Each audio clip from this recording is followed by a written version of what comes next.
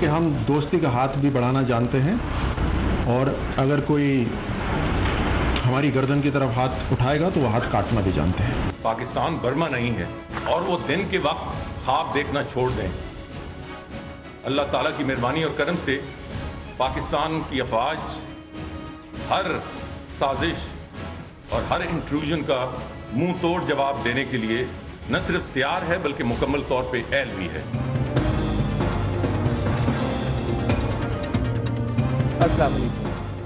भारत की जानिब से एक तसलसल है जारहाना बयानात का। आज उनके इंफॉर्मेशन मिनिस्टर ने कहा बर्मा में एक उन्होंने कार्रवाई की है कि भारतीय फ़ौज बर्मीज़ बॉर्डर के अंदर गई है और वहाँ 20 लोगों को उन्होंने मार दिया। तो वहाँ पूछा गया कि क्या पाकिस्तान की तरफ से भी अगर ऐसा ज़रूरत आए कि वहाँ कार्रवाई करनी पड़े तो आप करेंगे? तो उन्होंने कहा पाकिस्तान के ख़िलाफ़ भी करेंगे। तो सीधी सीधी एक खुली और नंगी जारियत होती है, उसका मुजाहरा है। पहले उन्होंने उनके जो भारतीय वज़ीर आज़म है नरेंद्र मोदी, उसका बयान आया जिसमें उन्होंने कहा कि हमने ईस्ट पाकिस्तान अलहदा करवाया था, हमारी फ़ौज ने मदद की थी। उन्होंने कहा कि मैं नौजवान के हैसियत से एक RSS के वो BJP के एक बिल्कुल वॉलंटियर के हैसियत से दिल्ली आया था और मैंने ख़ुद मदद की। अटल बिहारी वाजपेयी को अवार्ड दिया बांग्लादेशी हुकूमत ने, तस्वीरें खिंचवा के आए और पाकिस्तान के खिलाफ बहुत जहर उगल के आए। उनके डिफेंस मिनिस्टर ने बयान दिया, इसके अलावा सुषमा स्वराज ने बयान दिया। हर एक ने एक पूरा तांता बंधा हुआ है और 3-4 फैक्टर्स बताए जाते हैं। कारज़ई के जाने के बाद और अशरफ गनी के आने के बाद पाकिस्तान और अफ़गानिस्तान के मामला आपस में संभल गए। उसका नुकसान भारत को ये हुआ कि अफ़गान बॉर्डर की तरफ से जो उनके कौंसलेट बैठ के पाकिस्तानी इलाकों में कार्रवाइयाँ कर रहे थे, उसकी रफ्तार जो है कुछ थम गई है। दूसरा ISI का और अफ़गान खुफिया एजेंसी का बायलैटरल कोऑपरेशन का और कोऑर्डिनेटेड ऑपरेशन का टेररिस्ट के खिलाफ वो एक एग्रीमेंट हो गया, ये भी नहीं हज़म हो रहा। और CPEC ने तो बहुत ज़्यादा पेट में दर्द कर दिया, जिससे मसाइल उनके और हो गए। मैं अफ़गान बॉर्डर के हवाले से जो ताज़ा तरीन अपडेट है वो ये बताऊं कि आज फॉर्मेशन कमांडर्स की कॉन्फ्रेंस थी जिसमें उन्होंने कहा कि नॉर्थ वज़ीरिस्तान और खैबर एजेंसी से दहशत गर्दों का सफाया हो गया। जो लास्ट पॉकेट्स हैं वो अफ़गान बॉर्डर के साथ साथ हैं। ये वो इलाका है जहाँ पाकिस्तान और अफ़गानिस्तान कोऑर्डिनेटेड ऑपरेशन करें, दोनों तरफ की इंटेलिजेंस शेयरिंग भी होती है और अफवाज भी एक दूसरे से कोऑर्डिनेट करके इधर वाले इधर को मारते हैं, उधर वाले उधर को मारते हैं। तो इसी तरीके से अमन आएगा और कमिटमेंट दिया पाकिस्तानी आर्मी ने कि वो इनको मुकम्मल खात्मा करेंगे पाकिस्तानी सरजमीन से इन दहशत गर्दों का। और इंडियन स्टेटमेंट्स के ऊपर सीरियस रिजर्वेशन है और जवाब ये है कि अगर आपके कुछ ऐसे अज़ाइम हैं तो उनको खाक में मिलाएंगे और भरपूर जवाब देंगे।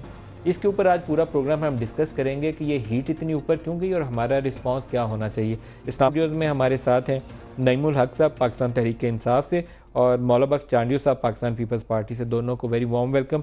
इसके अलावा फॉर्मर DG ISPR जनरल अतर अब्बास साहब हमारे साथ हैं। जनरल अतर अब्बास साहब अस्सलाम वालेकुम। प्रोग्राम का आगाज़ करते हैं नईम साहब आपसे, पहले आप ही रद्द-ए-अमल दे दीजिए इसके ऊपर। ये जो बयानात का सिलसिला है इंडिया की जानिब से, इसकी रफ्तार कुछ बढ़ गई है। देखें, आपने बड़ा अच्छे अपने तारुफ में कहा कि इसका बैकग्राउंड का हवाला दिया कि वो क्या वजूहात हैं जिनकी बिना पर हिंदुस्तान में इस किस्म की फीलिंग्स पाई जा रही हैं पाकिस्तान के ख़िलाफ़। और आपने बिल्कुल सही कहा कि इसके कई मुख्तलिफ पहलू हैं।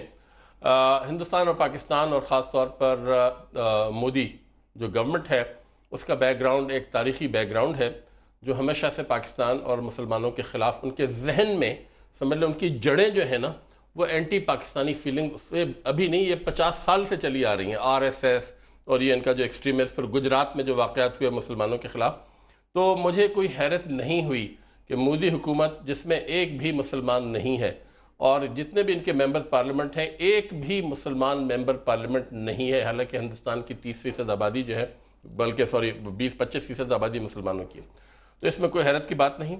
हिंदुस्तान से किसी भी एक गर्म जोशी की दोस्ती के ताउन की तवक्को रखना मैं समझता हूँ अच्छाई की तवक्को नहीं रखनी होगा। चांडियो साहब आपका क्या तज्जिया? मैं कहता हूँ कि ये बदकिस्मती की बात है। और जब मैं आपकी बातें सुन रहा था तो मुझे शहीद जुल्फ़िकार अली भुट्टो भी याद आ रहे थे जो कहते थे कि हिंदुस्तान एक जारह मुल्क है, वो हर वक्त पाकिस्तान के ख़िलाफ़ जारियत के लिए हर वक्त तैयार होता है। मैं कश्मीर पर हमले से लेकर बांग्लादेश के बनने तक बातों को याद रखता हूँ। तो पाकिस्तान ने हमेशा सब्र तहम्मुल से और बरादर मुल्कों से, पड़ोसियों से पुरअमन हालतों में रहना पसंद किया है, कभी जारियत नहीं की।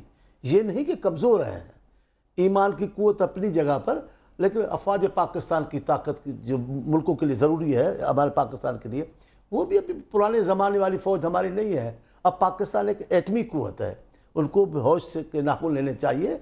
और थोड़ी भी अगर बात बढ़ गई ना तो इधर एक ऐसी तबाही आ जाएगी जिसपे आज तक दुनिया रो रही है। आपको याद है जापान पे जो हुआ है हमला, आज तक लोग रो रहे हैं।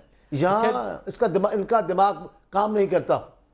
लेकिन बदकिस्मती ये है कि वहाँ मजहबी जुनूनियों की हुकूमत आ गई है। हम हिंदू धर्म के खिलाफ नहीं है, हम यहाँ नहीं पसंद करते यहाँ के मंदिरों पर हमला करना। हम समझते हैं वो मज़हब पर हमला है, हम तमाम मज़ाहब का एहतराम करते हैं। लेकिन वहाँ मजहबी जुनूनियाँ हैं, वहाँ उनको देखो जो कुछ वो करते हैं मुसलमानों के साथ, मुसलमान अदाकारों के साथ, मुसलमान अदाकारों के साथ, मुसलमान शायरों के साथ, जो मुसलमान खिलाड़ियों के साथ, वो उन पर कुछ कह नहीं सकते। थोड़े अरसे के लिए एक सियासी हुकूमत आती है, लेकिन बदकिस्मती से मुसलसल वहाँ मजहबी जुनूनी जीत रहे हैं और इसका नतीजा इंतहाई भयानक निकलेगा। ये बर्मा नहीं है, ये पाकिस्तान है। पाकिस्तान एटमी कुव्वत है और इनका दिमाग, इनको भी अकल से काम लेना चाहिए। इस वक्त पाकिस्तान की अफवाज के पीछे पूरा पाकिस्तान खड़ा है और मुकम्मल एतमाद करता है। इन मुश्किल हालात में जो अफवाज पाकिस्तान ने किरदार अदा किया है, पूरा मुल्क उनके साथ है, ज़मीन के साथ है। ये कैसे मुमकिन है कि उनका कोई ख्वाब पूरा हो सके? नईम साहब, जब ट्रेन बर्निंग का वाक़या हुआ था और उसका उन्होंने फौरी तौर पर इल्ज़ाम ISI पे लगा दिया था, फिर पता चला ये कि उनका एक सर्विंग आर्मी कर्नल पुरोहित और एक वो स्वामी असीम आनंद उन्होंने गिरफ्तार हो गया, जिसने फिर बाद में कन्फेशन कर ली। सारों के ताने बाने इसी RSS या VHP, वो जो विश्व हिंदू परिषद है, उसी के साथ जाके इंतहा पसंद जो जुनूनी हिंदू ग्रुप है BJP के साथ जो मुंसलिक उनके आर्म्ड विंग्स हैं, उन्हीं के साथ जोड़ते हैं। एस्टैब्लिश्ड फैक्ट है। तो इसके ऊपर दुनिया भी तो चुप बैठी हुई है, कोई टेंशन कोई नहीं है किसी को। देखिए, हिंदुस्तान ने 55 मुसलमान जले थे पाकिस्तानी, 55। हिंदुस्तान ने जिस तरीके से कश्मीर पे कब्जा कर वहाँ के मुसलमानों पर जो मजालिम ढाए हैं पिछले 60 साल में, दुनिया ने कभी भी इसको संजीदगी से नहीं लिया। अक़वाम मुत्तहिदा से हम अभी तक उसकी रट लगाए रखते हैं। अक़वाम मुत्तहिदा से कश्मीर के मसले के हल की तवक्को रखना, और कल वज़ीर आज़म साहब मिले हैं सेक्रेटरी जनरल से, मैं समझता हूँ बिल्कुल बेकार है। अक़वाम मुत्तहिदा कभी इस मामले में कुछ नहीं करेगी। पूरी दुनिया में मुसलमानों की जद्दोजहद आज़ादी, चाहे कश्मीर हो, चाहे फ़लस्तीन हो, चाहे चेचनिया हो, चाहे बोस्निया हो, जिसको इन्होंने अभी तक सॉवरन स्टेट नहीं बनने दिया, ये एक मगरबी साजिश है, मगरबी सोच है। वो समझते हैं कि इस्लाम से मगरब को ख़तरा है। मैं समझता हूँ कि इस्लाम से मगरब को किसी किस्म का कोई ख़तरा नहीं होना चाहिए। मगर हिंदुस्तान की तरफ वापस आते हुए, मुशर्रफ दौर में खुर्शीद कसूरी साहब वज़ीर आज़म थे, वो हमारे साथ, वज़ीर ख़ारजा थे, वो हमारे साथ हैं। आपको याद होगा कि पाकिस्तान और हिंदुस्तान और मुशर्रफ साहब और मनमोहन सिंह के दरमियान तकरीबन कश्मीर का मसला एक हल करार पा गया था, और ये तवक्को की जा रही थी कि चंद महीने में वो आएंगे और साइन हो जाएगा, और पाकिस्तानी अफवाज को भी वो जो फार्मूला है उसकी सपोर्ट मिलेगी पाकिस्तानी अफवाज की तरफ से। मैं समझता हूँ कि देखिए, एक जंग का सोचना, ये हिंदुस्तान बिल्कुल तबाह हो जाएगा। एटमी जंग में आप जानते हैं ना पाकिस्तान बचेगा ना हिंदुस्तान बचेगा। ज़रूरत इस बात की है कि कश्मीर का मसला जो बुनियादी मसला है वहीं से उठाया जाए, जहाँ पे मुशर्रफ हुकूमत और पाकिस्तान, उसके लिए मोदी हुकूमत तैयार नहीं है। सीधा जवाब है, वो तैयार नहीं है उसके लिए। कंपोजिट डायलॉग वो कहते हैं वहां से बाहर नहीं, कंपोजिट डायलॉग नहीं, वो एक और फार्मूला था जो मंजर आम पे नहीं आया था सर। वो जो ये था सेल्फ रूल था या सेल्फ ऑटोनॉमी थी या 7 रीजन से, दोनों काबिल कबूल नहीं है। जम्मू और लद्दाख में कैसे होंगे, गिलगित बल्तिस्तान, वो खैर बाद में बात करेंगे। मगर मैं समझता हूँ इसके अलावा और कुछ जनरल अतर अब्बास साहब से बात करते हैं। जनरल अतर अब्बास साहब, अस्सलाम वालेकुम। वालेकुम अस्सलाम। जनरल साहब, बहुत शुक्रिया आप हमारे साथ शामिल हो रहे हैं। ये फरमाइएगा कि ये जो एकदम से तलखी की फिजा में इजाफा हो गया, वैसे तो थोड़ी बहुत हमारे प्यार मोहब्बत रहता है इंडिया के साथ, लेकिन अभी तेजी आई है उसमें, इसकी वजूहात क्या है? बहुत तेजी से एक तनाव और जो इस वक्त खिंचाव पैदा हुआ है, ये जो एक लग रहा है RSS की जो सोच थी वो वाले बारी है, जो भारतीय जनता पार्टी है, और मोदी खुद भी उसका हिस्सा रहे हैं। और जिस तरीके से जारहाना किस्म के बयानात और सोच जो सामने आई है, उससे तो लग ये रहा है कि एक वो जंगी जुनून जो है वो छाया हुआ है और वो खित्ते को उस तरफ ले जा रहे हैं। मैं समझता हूँ कि ये जो कोशिश है भारत की कि जितने उसके हमसाया ममालिक हैं उनके ऊपर एक अपने सोच को मुसल्लत करना, और किसी, मेरा ख्याल है हमसाया मुल्क से, बांग्लादेश से अब उनके ताल्लुकात काफ़ी तेज़ी से आगे बढ़ गए, लेकिन इसके अलावा बाकी जितने ममालिक हैं उनके साथ जो कशीदगी है, इसकी मुझे जो ये नज़र आ रहा है कि किसी तरीके से वो मुसद्दत करना चाहते हैं कि पाकिस्तान जो है वो कश्मीर, जिसके ऊपर भारत एक स्टेट ऑफ डिनाइल में है, किसी तरीके से पाकिस्तान उससे दस्तबरदार हो जाए, उससे पीछे हट जाए, ताकि उसके बाद जो है वो खत्ते में अमन जो है भारत की टर्म्स एंड कंडीशन के ऊपर आ जाए, चाहे वो अफगानिस्तान और पाकिस्तान के दरमियान है, सरहदी तनाज़ा है। अच्छा जनरल तरह दो तीन चीज़ें रिसेंटली हुई हैं जिसके बाद मुझे लगता यह है कि ये उसके साथ कोई इसका बिल वास्ता या बिला वास्ता कोई ताल्लुक मौजूद है। एक तो पाकिस्तान और अफगानिस्तान के ताल्लुकात में बेहतरी आई है कारज़ई के रुखसत होने के बाद और अशरफ गनी के आने के बाद। ISI का उनकी NDS के साथ कोऑपरेशन का एग्रीमेंट तय पा गया है, तो एक अच्छी डेवलपमेंट हुई है पाकिस्तान अफगानिस्तान के ताल्लुकात के हवाले से। जैसे ही वो मामला सीधे हुए हैं वैसे ही साथ इंडिया वाली साइड से तलखी शुरू हो गई। दूसरा, नॉर्थ वज़ीरिस्तान में आपने काफ़ी तगड़ा ऑपरेशन करके कुछ रेडिकेशन किया है टेररिज्म की, उनकी हाइड आउट्स जो थी उनको तबाह किया है। ये भी शायद चीज़ हज़म नहीं हुई है।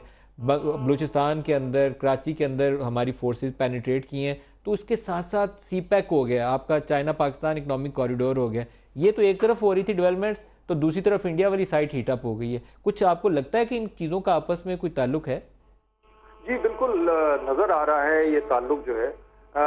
जो इस वक्त एक वाज़े तौर पे चीज़ सामने आ रही है वो ये है कि मुंबई हमले के बाद जो वहाँ दहशतगर्द कार्रवाई हुई थी, उसके बाद से भारत की एक कोशिश रही है कि किसी तरीके से, और ये मैं इस बात को अंदरूनी तौर पे भी जानता हूँ कि जब मुंबई के बाद रॉबर्ट गेट्स ने पाकिस्तान का दौरा किया था, उन्होंने पाकिस्तानी क़यादत को ये बावर कराने की कोशिश की थी कि हिंदुस्तान के अवाम का, वहाँ की क़यादत का, वहाँ की सिक्योरिटी फोर्सेस का जो गम हिस्सा है, वो अगर एक रद्द अमल के तौर पे छोटा ऑपरेशन करते हैं आज़ाद कश्मीर में, तो पाकिस्तान को ये चाहिए कि उसको एब्जॉर्ब कर ले, उसके खिलाफ जो है रिएक्ट ना करे, रद्द अमल उसमें ना आए। ये रॉबर्ट गेट्स ने पाकिस्तान को मैसेज दिया कि अगर इंडिया पाकिस्तान के अंदर कार्रवाई करता है तो हम उसे एब्जॉर्ब कर लें, खामोश रहें, उस पर रद्द अमल ना दें।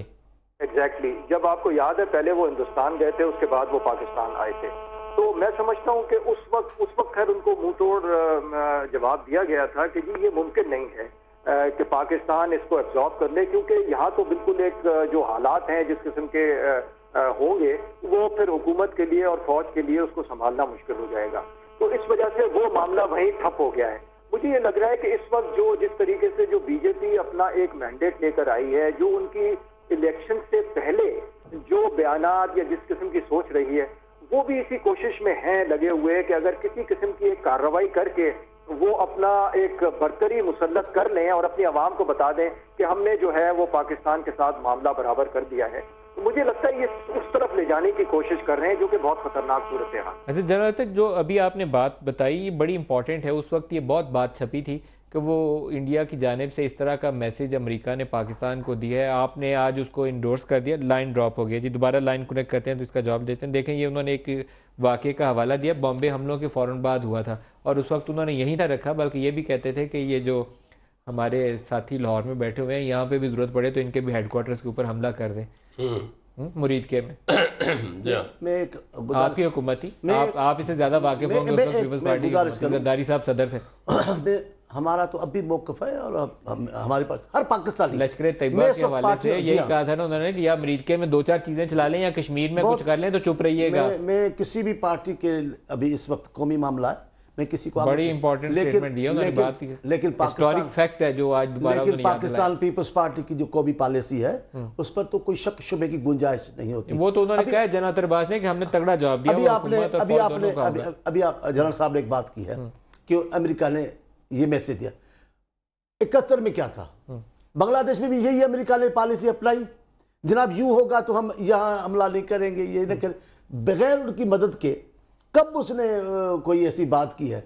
और आपने जो एक सवाल पूछा है कि भाई मगरब चुप है और दुनिया चुप है पाकिस्तान के मामले में, मैं बरबला कह रहा हूँ, पाकिस्तान और मुसलमानों के मामले में ये बैन-अल-अक़वामी जमहूरियत के चैंपियन और इंसानियत के चैंपियन नाम निहाद है, झूठे हैं, मक्कार है।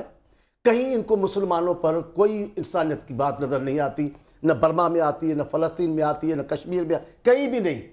ये अपने मामलात में अपने मुल्कों के अंदर अपने अवाम के लिए बड़े इंसान पसंद, बड़े जमहूरियत पसंद, बड़े कानून और आइन के पाबंद। मुसलमान के मामले में वो बिल्कुल अपने मज़हब की भी उनकी ये शक्ल नहीं है।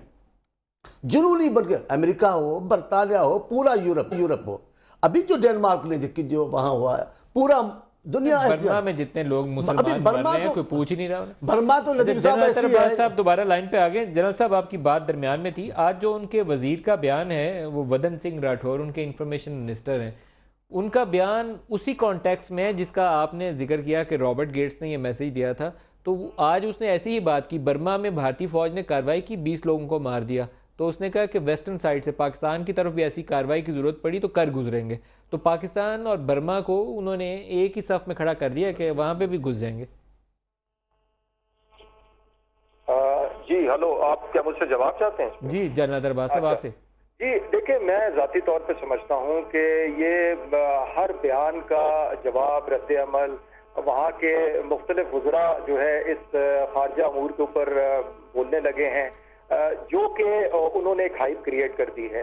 मैं समझता हूँ इस पाकिस्तान जो पॉलिसी अभी तक चलाता रहा है, जिस पे अमल करता रहा है, ज़ाती तौर पे मैं समझता हूँ ये इस पॉलिसी के फ़वाइद भी हैं। इस पॉलिसी को दुनिया ने सराहा है, पाकिस्तान का मौक़िफ़ जो है उसको बेहतर तरीके से समझा है, और जो भी उनके तरफ से भारत की जोर हो सकता था वो उन्होंने डाला है। मैं इसको इसलिए इस बात पे जोर दे रहा हूँ कि उसके नतीजे के तौर पे आपने देखा कि मोदी सरकार को फिर अपने सेक्रेटरी खारजा को पाकिस्तान भेजना पड़ा और उस दबाव के अंदर।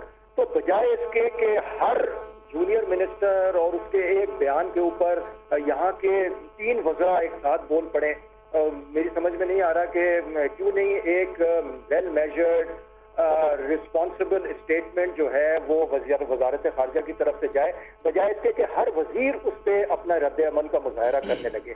इससे मैं नहीं समझता पाकिस्तान का के मौक़िफ़ को उजागर करने में या सही मैसेज जो है अगर हम बैनुल अक़वामी इंटरनेशनल कम्युनिटी को देना चाहते हैं वो सही तौर पे जाएगा। ऑफिशियल एक जो स्टेट का रिस्पांस है, एक जो पॉलिसी है सिविलियन गवर्नमेंट की, वो वाज़ेह और मुय्यद अंदाज में जानी चाहिए। ख्वाजा मोहम्मद आसिफ साहब वज़ीर दिफा हमारे साथ हैं। ख्वाजा साहब अस्सलाम वालेकुम। जी वालेकुम सलाम। ख्वाजा साहब बहुत शुक्रिया आप हमारे साथ शामिल हो रहे हैं। आज फॉर्मेशन कमांडर्स की कॉन्फ्रेंस के बाद बड़ा स्ट्रॉन्ग स्टेटमेंट जारी किया और उसकी कॉन्टेक्स्ट ये है कि इंडिया की जानिब से उनके वज़ीर आज़म, उनके डिफेंस मिनिस्टर, उनकी वज़ीर ख़ारजा और अब उनके जो इंफॉर्मेशन मिनिस्टर हैं, सब ने एक ही बयान दे दिया कि पाकिस्तान के पीछे पड़े हुए हाथ धो के हमारा ऑफिशियल पॉलिसी लाइन क्या होनी चाहिए, आपकी ज़बानी सुनना चाहूँगा। देखिए, ये जो इंडिया ने वतीरा बना लिया है, कभी वर्किंग बाउंड्री की खिलाफ वर्जी है, कभी लाइन ऑफ कंट्रोल की खिलाफ वर्जी, और बयानात का एक जो है सिलसिला जो है ना ख़त्म होने वाला सिलसिला पिछले कई महीने से जारी है। उनकी कुछ इंटरनल कंपल्शंस भी हैं। 3 बड़ी स्टेट्स में इस साल के इलेक्शन आने वाले हैं। वो एक फ्रेंजी क्रिएट करके कोई अपने इलेक्शन के लिए कोई डिविडेंड्स वगैरह का जो है वो सिलसिला कर रहे हैं। कुछ जो है उनको ये सीपैक की जो है मलिक साहब बहुत तकलीफ है। लेकिन जो इंसर्कलमेंट चाइना की करने जा रहे थे बहुत से लोग जो हैं, उनमें Pakistan is a missing link. Pakistan और चाइना के जो ताल्लुकात हैं वो एक तारीखी हैसियत है। सीपैक के बाद वो ताल्लुकात जो है वो और ज़्यादा जो है ना वो मजबूत भी हो जाएंगे, एम्प्लीफाई हो जाएंगे, उनका दायरा कार जो है बहुत वसी हो जाएगा। और ये सीपैक के साथ जो है इस खत्ते के तमाम ममालिक सेंट्रल एशिया के खुसूसन जो है वो इंटेग्रेट हो जाएंगे, उनकी कनेक्टिविटी इस्टेब्लिश हो जाएगी। तो ये सारी उस बैकग्राउंड में जो है इंडिया को जो है ये एक जिसको कहते हैं पैरानॉइड हुए हैं वो। और दूसरा मैं पहले भी मैंने ये कहा है कि ये बहुत इंडिया और बहुत से लोग जो है पाकिस्तान को एक सर्टेन लेवल पे जो है रखना चाहते हैं। पाकिस्तान को वो थ्रेशोल्ड क्रॉस नहीं करना देते। मैं इकोनॉमिक थ्रेशोल्ड की बात कर रहा हूँ। पाकिस्तान अल्लाह के फजल से एक बड़ी फॉर्मिडेबल फौज है हमारी, हम एटमी कुव्वत हैं। ख्वाजा आसिफ साहब, एक सवाल है जो पिछले 2-4 रोज से बार बार उठ रहा है। मैं आपसे चाहता हूँ कि उसके ऊपर आप एक पॉलिसी स्टेटमेंट दें। सवाल ये उठता है कि आर्मी चीफ ने बयान पहले अभी श्रीलंका में भी दिया, आज फॉर्मेशन कमांडर्स कॉन्फ्रेंस के बाद भी आ गया, दफ्तर खारजा ने उसको फॉलो करते हुए एक स्टेटमेंट जारी की है। लेकिन बीइंग डिफेंस मिनिस्टर आपने मेरे प्रोग्राम में अच्छा मजबूत रद्दमल दिया था मोदी के बयानात का। मैं आपसे जानना चाहता हूं कि हमारी कुछ रेड लाइंस बड़ी क्लियरली, पॉलिसी डायरेक्शन बड़ी क्लियरली आउटलाइन करके बीइंग डिफेंस मिनिस्टर या आप इसको वाजे कर दें, या हमारे सरताज अजीज़ साहब जो नेशनल सिक्योरिटी एडवाइज़र हैं, दोनों मिलकर इकट्ठे भी कर सकते हैं, या प्राइम मिनिस्टर कर दें। अभी मेरे साथ आप हैं, मैं आप ही से जाता हूँ, कुछ हमें रेड लाइंस के ऊपर बात करनी चाहिए। बर्मा को उन्होंने कहा कि हमने वहाँ घुस के 20 लोगों को मार दिया, तो पाकिस्तान के खिलाफ भी कार्रवाई करनी पड़ी तो कर देंगे। तो हमें मेरे ख्याल में यहाँ एक वाजे करना चाहिए कि हम बर्मा नहीं है, आपने अगर इधर आने का सोचा भी तो फिर जवाबी कार्रवाई हम जो करेंगे वो भी बता आपने दीजिए। खुद बयान दे दिया, मेरी तो गुंजाइश ही नहीं छोड़ी आप। मैं डिफेंस मिनिस्टर नहीं होनी तो मैं तो सुबह सवेरे ही दे देता। मैं तो सुबह से ये कह रहा हूँ, तमाम सारे चैनल्स में चल रहा है, आपने खुद भी सारी पॉलिसी स्टेटमेंट मतलब सब मेरे वास्ते तो कुछ छोड़ो ना। सर आप अपने लफ्जों में बयान कर दें तो हम हेडलाइन में उसको चलाएंगे कि डिफेंस मिनिस्टर। देखिए बात एक तो ये पाकिस्तान जो है बर्मा नहीं है, सही बात। पाकिस्तान जो है वो कुछ तरने वाला नहीं हो सकता इंडिया के लिए, और ना ये जिस माजी का वो हवाला देते रहे हैं ढाका जाके, ना ये वो माजी है। पुलों के नीचे से बहुत सा पानी गुजर चुका है। पाकिस्तान एक एटमी कुव्वत है और अल्लाह के फजल से बैटल हार्डन हमारी फौज है। हम पिछले 1 साल से तो एक्टिवली एंगेज्ड हैं इन बैटल अगेंस्ट टेररिज्म, और उसके अलावा उससे पहले जो ऑपरेशन हुए हैं, दुनिया में कोई फौज जो है 6 महीने से ज्यादा जो है वो एक बैटल सिचुएशन में नहीं रहती है। हमारे बच्चे वहां पे 2-2, 3-3 साल से इस वक्त जो है, पहले स्वात में, फिर बाजौड़ में, फिर औरंगजेब में, फिर खैबर में, फिर साउथ वजीरिस्तान में, नॉर्थ वजीरिस्तान में 2 लाख के करीब हमारे बच्चे वहां पे इस वक्त जो है। तो ये इंडिया भूल जाए का वो जो है जो रेफरेंस वो देते हैं, ना वो उस वक्त ना वो वक्त है और ना वो लोग हैं। तो अल्लाह के फजल से हमारी फौज, हमारी कौम जो है, अगर 1 इंच भी उन्होंने हमारी टेरिटरी क्रॉस की ना, 20 बंदे मारने की वो बात कर रहे हैं कि वो तो मार दिया हमने, यहाँ पे जुर्त करके देखें। इंशाअल्लाह ताला उनको जो है ना उस तरह का जवाब मिलेगा कि फिर ये रोते धोते ही वापस आएंगे घर जो है।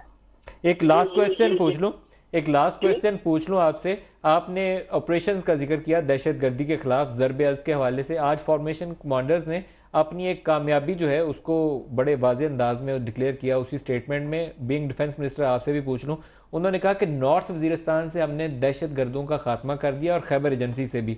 अब लास्ट फ्यू पॉकेट्स हैं जो अफगान बॉर्डर के ऊपर हैं, जिनको हम चेज कर रहे हैं, उनको छोड़ेंगे नहीं और पूरी पाकिस्तानी सरजमीन से खात्मा करेंगे। नॉर्थ वजीरिस्तान बहुत बड़ा चैलेंज था पिछले 10-12 सालों में।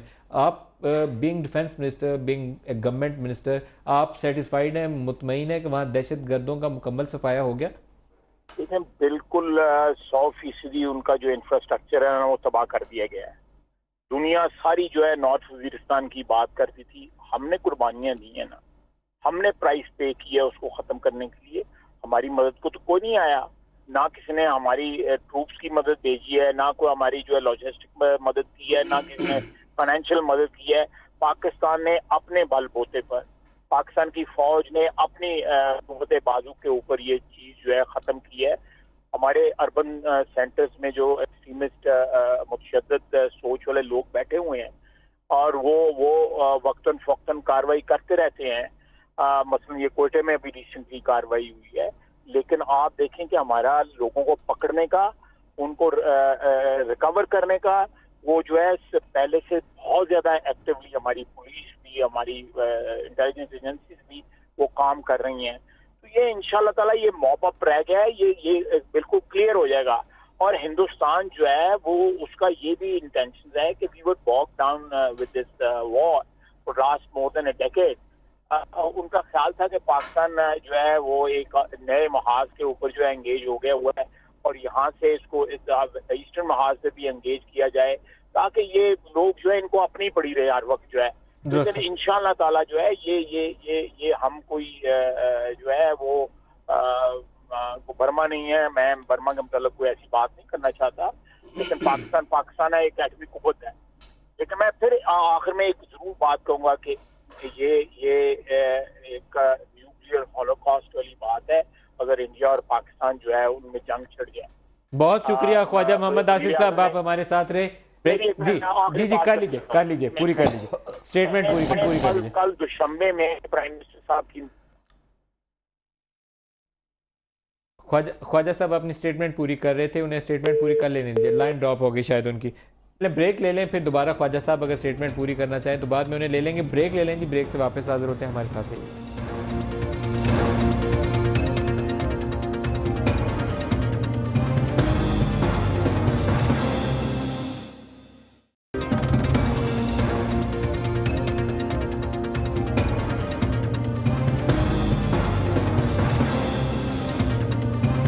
Welcome back. ख्वाजा साहब, आपकी बात अधूरी रह गई थी, आप रिस्पॉन्ड कर रहे थे इंडियन जो एग्रेसिव स्टेटमेंट्स आ रही हैं, क्या कहेंगे आप? ख्वाजा आसिफ साहब, आपकी बात अधूरी रह गई थी ब्रेक से पहले, आप बात पूरी कर लीजिए। इंडियन जारहाना जो बयानात हैं, आप उसका रद्द-ए-अमल दे रहे थे।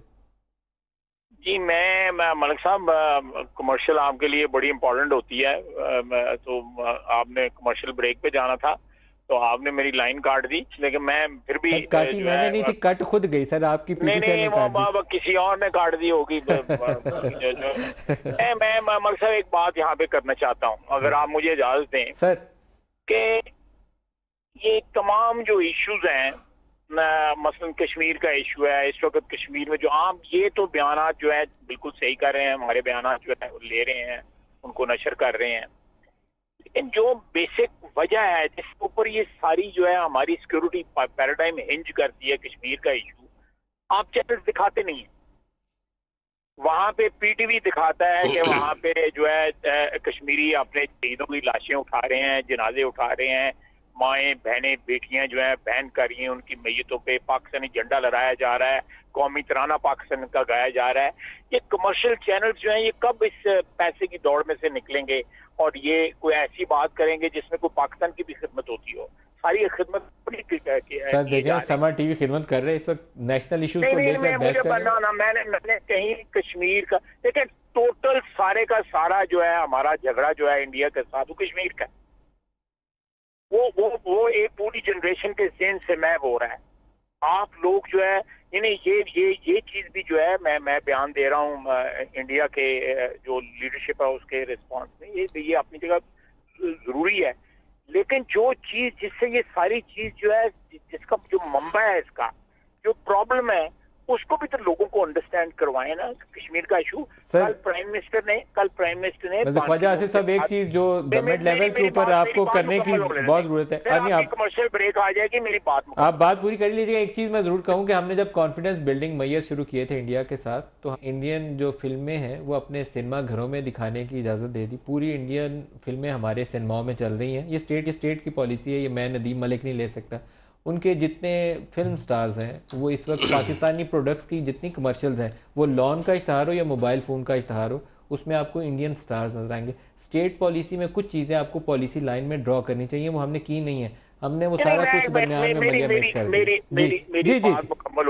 दिया। मेरा मतलब है आपने अपनी वकालत कर ली है चैनल की, लेकिन मेरी बात मुकम्मल हो लेने दें।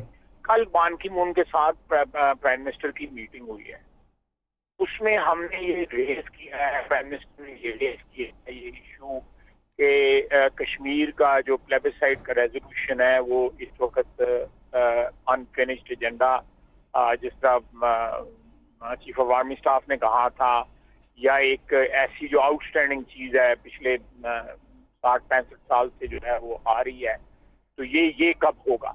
तो बड़ा फोर्सफुली जो है रेज किया। दूसरी बात, हमने उनको कहा है कि जो ये हिस्टेरिया क्रिएट कर रहा है अपने बयानात के साथ इंडिया जो है, डिस्पाइट द फैक्ट कि हमारे तरफ से राइट फ्रॉम द आउटसेट जब नई गवर्नमेंट आई है इसमें इंडिया में, और उन्होंने पाकिस्तानी प्राइम मिनिस्टर को बुलाया, मियां नवाज शरीफ वहाँ पे गए, उन्होंने रिस्पॉन्ड किया, अच्छा रिस्पॉन्ड किया। उसके बाद जो है सारी चीज़ जो है डिरेल, एक के बाद दूसरी के बाद तीसरी डिरेल होती गई।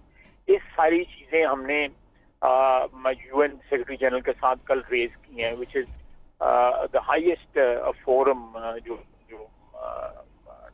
डिप्लोमेटिक फोरम है, उससे बड़ा कोई नहीं हो सकता। कल रेज किया हमने ये, तो हम इसको आज भी चाहते हैं कि कोई जो फ्रेमवर्क है, जो इंटरनेशनल फ्रेमवर्क है, उसमें ये चीजें सेटल हो जाएं, और ये जो वॉर हिस्टीरिया जो अपनी लोकल पब्लिक कंजम्पशन के लिए या लोकल पॉलिटिकल डिविडेंड्स के लिए वो जो क्रिएट कर रहे हैं, बर्रे सगीर का जो अमन है उससे तबाह ना हो जाए। बिल्कुल सही। आतिफ हिशाम पे बैठे हुए हैं, ये आतिफ हिशाम अगर फट गया तो इसमें किसी का फायदा नहीं होगा, बिल्कुल ठीक, घाटा ही घाटा होगा।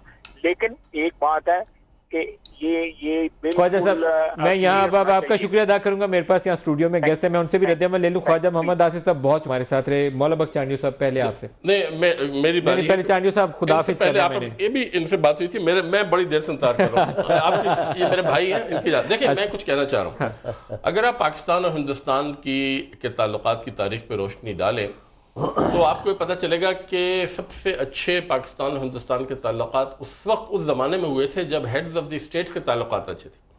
बेनज़ीर साहबा ने राजीव गांधी को बुलाया था जब वज़ीर आज़म थी, और उससे एक बड़ा अच्छा, एक खुशगवार एक माहौल पैदा हुआ था। नवाज शरीफ साहब ने वाजपेयी साहब को बुलाया था, उस वक्त बड़े अच्छे ताल्लुकात हो गए थे। उसके बाद मुशर्रफ साहब की वो तो खैर फिर बाद में खराब हो गया। प्रोसेस साहब ने डिस्कस किए, उसके बाद जो तनाव पैदा हुआ था वो भी ज़हन में रखिए। उसके बाद जो तनाव हुआ था वो भी वो तो एक अलग वजह थी, मगर बीबी के लिए भी और नवाज शरीफ के लिए। और फिर मुशर्रफ साहब और मनमोहन सिंह के जो ताल्लुकात थे वो बड़े अच्छे रहे। और जैसा मैंने जिक्र किया, कश्मीर का एक फार्मूला तय हो गया था जो अखबारों में भी आ गया था कि भाई जम्मू और लद्दाख उनका, गिलगित बल्तिस्तान हमारा, आज़ाद कश्मीर और मकबूजा कश्मीर मिलकर जॉइंट असेंबली होगी, वगैरह वगैरह वगैरह। और अब मुशर्रफ साहब ने कहा था फिर आर्मी की जो प्रेजेंस है हिंदुस्तान की वो इरेलीवेंट हो जाएगी, कैंटोनमेंट्स उठाएं या ना उठाएं, मगर वो एक नौयत मुख्तलिफ हो जाएगी। तो मैं ये कह रहा हूँ कि गालिबन अब इस बात की ज़रूरत है। और नवाज शरीफ साहब ने अच्छी बिगिनिंग की कि वो गए वज़ीर आज़म की इनॉग्रेशन पर उनकी, और उनकी वालदा के लिए साड़ी वाड़ी भी भिजवाई। मगर मैं समझता हूँ कि अगर वो ताल्लुक है वहां से, ये फॉरेन सेक्रेटरीज कभी कामयाब नहीं होंगे। मैं उन पर मुसलमानियत के हवाले से और पाकिस्तान की सलामती के हवाले से कभी भी एतमाद नहीं कर सकता। उनके अच्छे से अच्छे रहनुमा भी पाकिस्तान के मामले में इतने सख्त हैं, उनका इतना मौक़िफ़ सख्त है।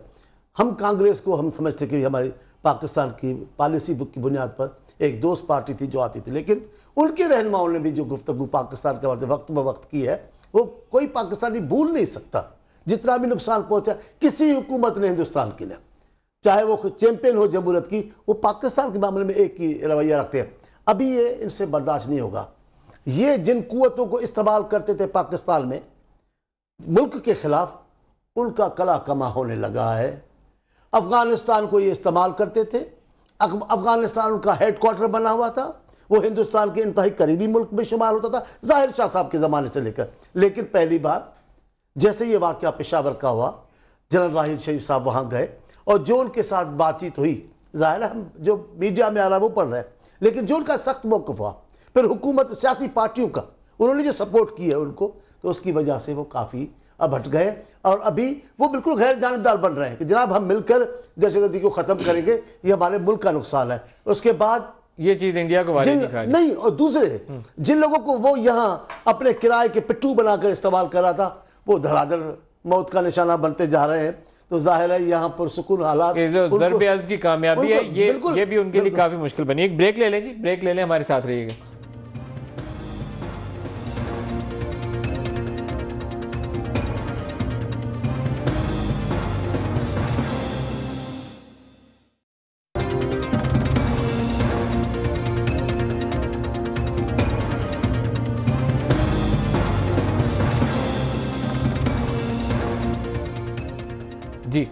जी दोबारा आपको प्रोग्राम में खुशामदीद कहते हैं। नईम साहब क्लोजिंग रिमार्क्स ले लें आपसे भी और जनातर साहब से भी। स्ट्रेटजी क्या होनी चाहिए स्टेट की, हुकूमत की क्या? मैं समझता हूँ कि नवाज शरीफ साहब को अपने लेवल पर हिंदुस्तानी वज़ीर आज़म के रवाबित को बढ़ाना चाहिए और जो भी इख्तलाफात हैं उन पर खुद जाकर या उनको बुलाकर या कहीं और मिलकर बाकायदा गुफ्तगू करनी चाहिए, नंबर एक। नंबर दो, मैं समझता हूँ वक्त आ गया है कि हमारा एक फुल टाइम फॉरेन मिनिस्टर होना चाहिए और दोनों बड़े काबिल हजरात हैं, तारिक फ़ातमी साहब भी और सत्तार अजीज़ साहब भी। मगर समझता हूँ कि वज़ीर ख़ारजा एक हो जो दिन रात पाकिस्तान की के जो मकासद हैं, एक आज़ादाना ख़ारजा पॉलिसी और हमारे जो इक़्तिसादी मकासद हैं, उनके फ़रोग के लिए फ़ॉरेन पॉलिसी को बाकायदा तौर पर बड़े एक मस्बत अंदाज में आगे बढ़ाए। Fully empowered foreign minister, fully empowered prime minister और प्राइम मिनिस्टर लेवल पर हिंदुस्तान के साथ रवाबित करके वहाँ पर ये मसला हल होगा, नीचे नहीं होगा। एक तो शायद वो कंपोजिट डायलॉग की जो रिजम्पशन है जिस पे इंडिया बिल्कुल आमादा नज़र नहीं आता, अगर शायद उसका कोई रास्ता निकला है तो ये जो इस तरह के बयानात के ज़रिए एक दूसरे को हम जवाब देते हैं ना कि वो कहते हैं हम तुम्हें नहीं छोड़ेंगे, हम कहते हैं हम तुम्हें नहीं छोड़ेंगे, उससे हम आगे निकल जाएं, क्योंकि ये रवैया हमें नुकसान की तरफ ले जा सकता है। और मेरा ख्याल है अब तजारत एक अवामी राब्ते बढ़ाने चाहिए। यहाँ पे पाकिस्तानी इंडियन मैगजीन, और हालांकि अब इंटरनेट पर हर चीज़ पढ़ी जा सकती है, मगर मुझे मेरा ख्याल में अभी तक कुछ बंदिशें हैं, हमारे अखबार वहाँ नहीं जा सकते, उनके अखबार यहाँ नहीं आ सकते वगैरह वगैरह। मगर ये कि ये अवामी राब्ते जब तक नहीं बढ़ाए जाएंगे, हिंदुस्तान का जो पब्लिक ओपिनियन है उसको बेहतर करने पर हमें तवज्जो देनी चाहिए। जनरल अब्बास साहब, आपसे भी क्लोजिंग रिमार्क्स ले लूँ। फॉर्मेशन कमांडर्स की कॉन्फ्रेंस भी हो गई, लेकिन एक चीज़ जो मुझे कल भी प्रोग्राम में राय मिली, आपसे उस पर चाहूँगा राय, कि हमारे पास एक full time fully empowered foreign minister होना चाहिए जो पॉलिसी बयान दे, फिर 10 बंदों को शायद बोलना ना पड़े। आपकी क्या राय? इसमें कोई दो राय नहीं हो सकती, क्योंकि जिस तरीके से अभी रद्द-ए-अमल नजर आ रहा है कि हर मिनिस्टर जो है वो अपना बयान दे रहा है, हर मिनिस्टर जो है वो वजीर खारजा के रोल में आ गया है, ये नहीं होना चाहिए। मेरे ख्याल में अभी तक इतना मैच्योर्ड रवैया रहा है पाकिस्तान का, इसके मौक़िफ़ को भी सराहा गया है जैसे मैंने बताया है, और भारत पे दबाव डाला गया है कि भारत एक अनरीजनेबल, इर्रेशनल और अनटेनेबल पोजीशन में अपने आप को ले गया है, उससे उसको नीचे आना पड़ेगा। वो माजी करीब में नीचे भी आया है, सार्क के बहाने उन्होंने अपने सेक्रेटरी खारजा को भी भेजा है। तो मेरे ख्याल है एक बहुत ही मैच्योर्ड और एक स्टेप पीछे करके रिव्यू करके वो फिर इसका रद्द-ए-अमल और रिस्पॉन्स जरूर जाना चाहिए, लेकिन ये नहीं है कि हर आदमी, हर गवर्नमेंट सीनियर ऑफिशियल जो है वो एक दूसरे से आगे बढ़ने की कोशिश करे। इसमें फजा ज्यादा, टेम्परेचर ज्यादा हीट अप होता है, इसमें फिर आप बिला सोचे समझे जो है वो उस कशीदा माहौल की तरफ बढ़ते जाते हैं, जिसका नतीजा जो है वो जंग के ऊपर भी निकल सकता है। जनरल अब्बास साहब, बहुत शुक्रिया, आप हमारे साथ रहे। नक साहब आपका भी, मौला बख्श चांडियो साहब थे, ख्वाजा आसिफ साहब थे हमारे साथ, सबका बहुत शुक्रिया। आज के प्रोग्राम से इतना ही, इजाज़त दीजिए, खुदा हाफिज़।